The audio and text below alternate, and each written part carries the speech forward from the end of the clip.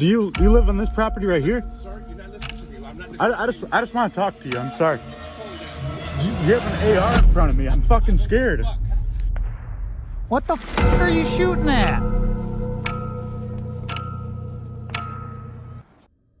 Hunting always comes with risks. Being deep in the woods, you never truly know what's around the corner. For Lucas, duck hunting was usually calm, a way to relax. But on this morning, everything went wrong. He headed out early to a large lake, set up his gear, and waited. When ducks came in, he managed to shoot one and went to retrieve it. That's when his life was suddenly put in danger.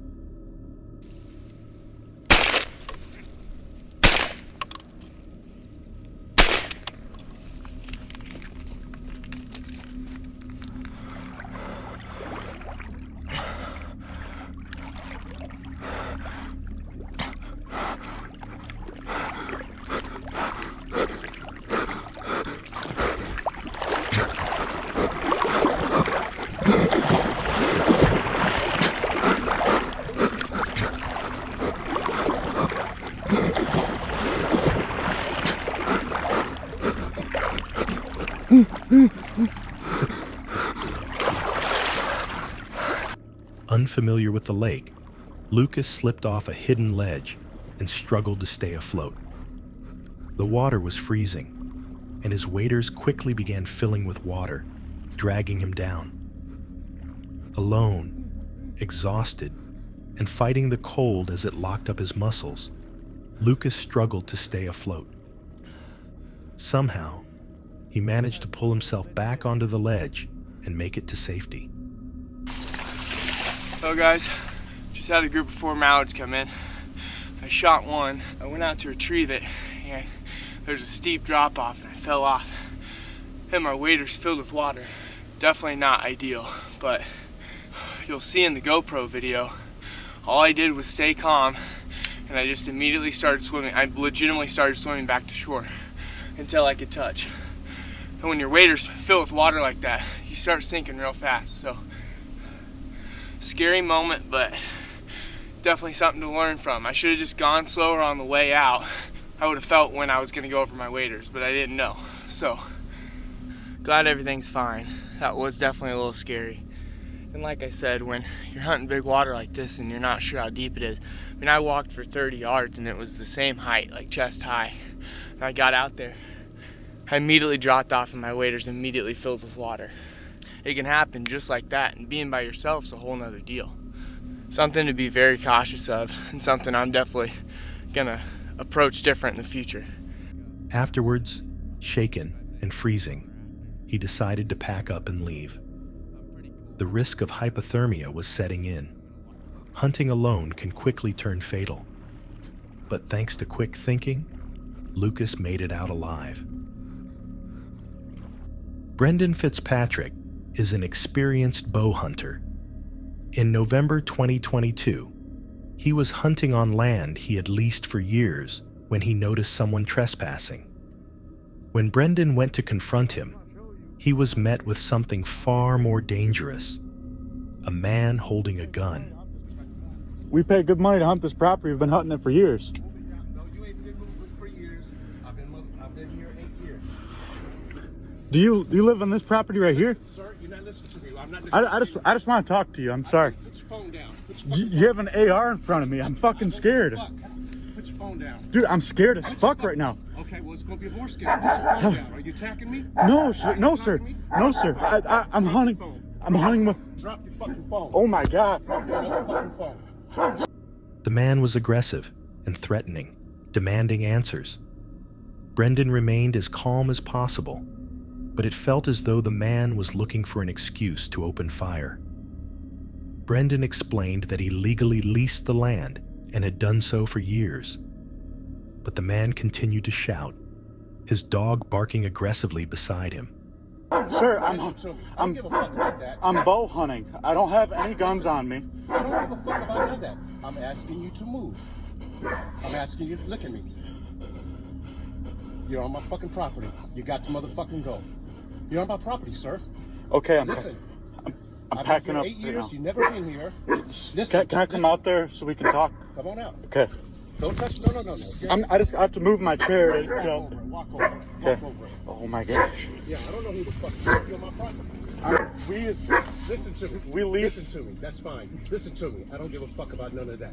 You need to move down from here. You're on my property and you need to move down. Okay, I understand. That's all I'm asking. Okay. No harm. I don't know who the fuck you are. I don't know what you Okay. got. Listen. I'm just trying to understand the property here. Understand. You live here? Listen to me. I want you to move down from here. This is the property that we're legally allowed to hunt. We have permission from him to access from his property from our cornfield right there. Understood. And the rule is you're allowed to bow hunt within 125 feet of a residential dwelling. Yeah. So, well, they don't make the laws for me. I got young children here, and Understood. I'm reacting as a father. So, this is not the place for that. Go down behind his motherfucking house. This is just saying it. I understand the arrangement, but you're in the wrong place for this, my man. This is not it. understood. This is not it. No disrespect to you. I understand what you got going on. I'm simply saying this is not the space for it. Down 20 feet. Down 20 feet, if you would, please. If you would. Yeah. That's your cornfield? Yes. Well, not our cornfield, but we lease it for hunting. I understand. Yes. All right, so no problem. I wish you luck. Oh, you okay? All right. Can I get your name, sir? No, you can't. Okay. This will make a difference for you. I understand. Out of respect, if I see you, I want to be able to communicate, you know? I doubt we're going to run into each other again. Okay. Eventually, the man backed away. When Brendan asked for his name, he refused to give it. Brendan later tried to press charges, but with little evidence, there was very little authorities could do. But this wasn't the end. A year later, on November 25th, 2023, Brendan's brother was hunting the same lease and encountered the same man. Knowing what had happened before, he made sure to position himself far away to avoid any confrontation. But that didn't stop him. This time, the man was even more hostile. He began firing his gun openly. Bullets whizzed past the stand for over an hour. Despite Brendan's brother waving his orange safety hat, the shooting continued. Once again, the incident was reported to police and the DNR. And once again, there was little they could do. Now, they're left unable to hunt large portions of their lease, not because they don't have the right to, but because they fear for their lives.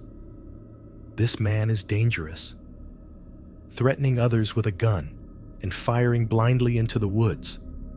No one knows how far he could go. Richard Wesley was bow hunting in Ontario when a large black bear suddenly emerged from the trees. At first, the bear lingered. Richard tried making noise to scare it away, but instead, it only provoked it.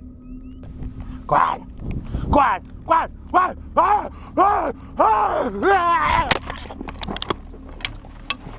Without warning, the bear charged. It lunged at Richard, knocking him to the ground. In a moment of pure survival, Richard used his bow to keep the bear away from him. The bear eventually backed off. Richard walked away with only minor injuries and his life. These two hunters have years of experience, often duck hunting lakes across Michigan.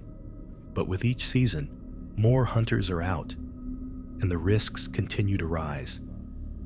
Camouflaged in the bushes, they set up and began calling. Everything seemed normal, until gunshots could be heard nearby.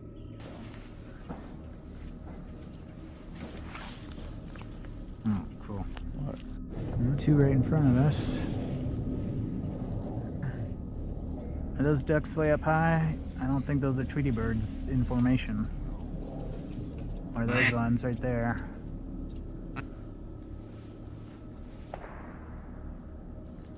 I swear to God, if another bullet zooms by my head, we're done, and I'm gonna Leave, so I don't get shot. What the f are you shooting at? At first, they didn't think much of it, but the shots grew louder and closer. A squirrel hunter was nearby, firing a .22 rifle. During hunting season, this quickly became dangerous. Bullets began whizzing past their heads, far too close for comfort. They called out, trying to alert him, but the shots didn't stop. Oh, well, a bullet went zooming by our faces. That was real fun. There's 22. Is this jerk off? I don't know what he's shooting at. Oh, but kind of wish we had some orange now. Yeah. That's why also on public land during other hunting seasons, you don't shoot squirrels at a ground level. Shoot them in the tree because there's people multi-use. And yeah, we heard a bullet zoom by us.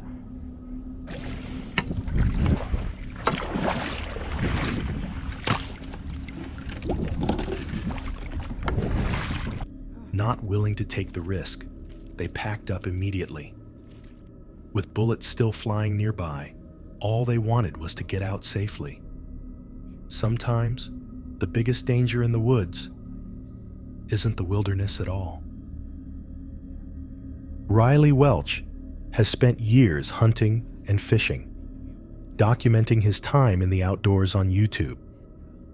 In this video, he headed out for a late-season hunt in New York. Riley made sure everything was done legally. He had permission to hunt the land, although he was aware he was close to a neighboring property. Still, he was within his rights and wasn't doing anything illegal. Their hunter just came in from the other property over there. Which, I mean, he's totally in the right to do that. It's his property. But I don't know if I'm crazy about sitting here if he's gonna be there.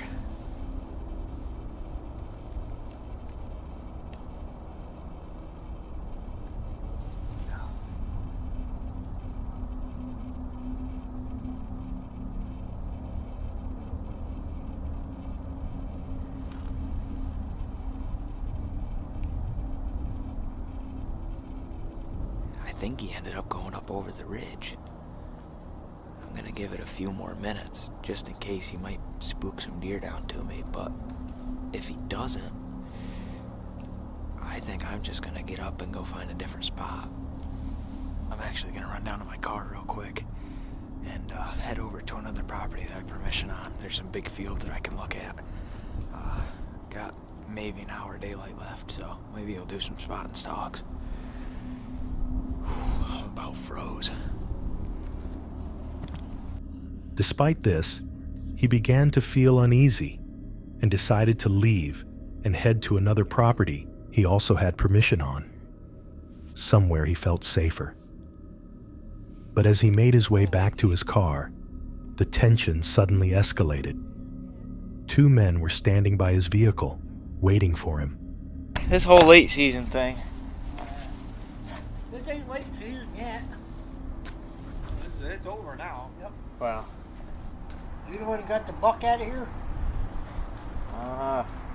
Which one? How many bucks you get out of here? Just one. I did, and then my grandfather got one up there. Did he? Yeah, it's a Who's your grandfather? 8 point. Where's he from? He's from, he lives right over next to me. We're both out of, How'd you find out about this place? I have one of those hunting apps that Yeah. help the property lines, and my other property. That was our tree stand. That's why we didn't hunt here, because you guys are all here. Sorry about that. Yeah. Well, thought you guys knew me. I said, I don't know him. Oh no, I'm sorry about that. I just knocked on the That's door. what, been years nobody hunted here. Yeah. I didn't even know his land was as big as it is. I knew for years how long it was. But Where'd no, you hunt? Just up there on the hill? So who was the crossroads shooting? Over here? Yeah. No, When? that's during deer season. Oh. That He way said, I we didn't was hollering hear about anybody somebody shooting down back there. Yeah, me and my well, that time I got to do it. Just that. Yeah, I know where it is over there. Me and my Goes that grandfather. way, it goes down that way. Yeah. Goes up over, goes right to the top of that mountain. Yeah. They claimed a neighbor wasn't happy with him hunting nearby, unaware that Riley had already spoken directly to her and that she had no issue at all. The men continued to ramble, saying they'd hunted the land for years and had permission, acting as though they had authority over property they didn't own. I'm locked up. Oh, really? Well, I talked to her. Yeah. She gave you written permission. She said, well, if you're hunting up there, somebody might stop and ask what you're doing. That saving place really. But that handwritten that she gave to me for, that goes to the thing on the computer and they'll print it out. Because you're supposed to send one to the state of New York. If they say one doe, that's all you can shoot. You can't shoot a buck enough, just one doe. That's how it is. Yeah, no, that's why I read, because I seen, because really it's not big enough for everybody to hunt here. Yeah, yeah.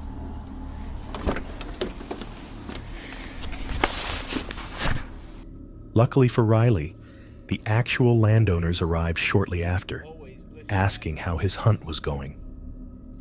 Riley explained what had happened, and they immediately reassured him.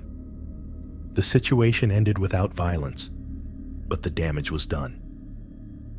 These men had harassed him, refusing to share land they didn't own, completely ruining his hunt. Luckily, it ended the way it did. These encounters show just how dangerous hunting can be, whether it's other people, wildlife, or the environment itself. One small mistake or one wrong person can change everything. If you enjoyed the video, don't forget to like and subscribe for more.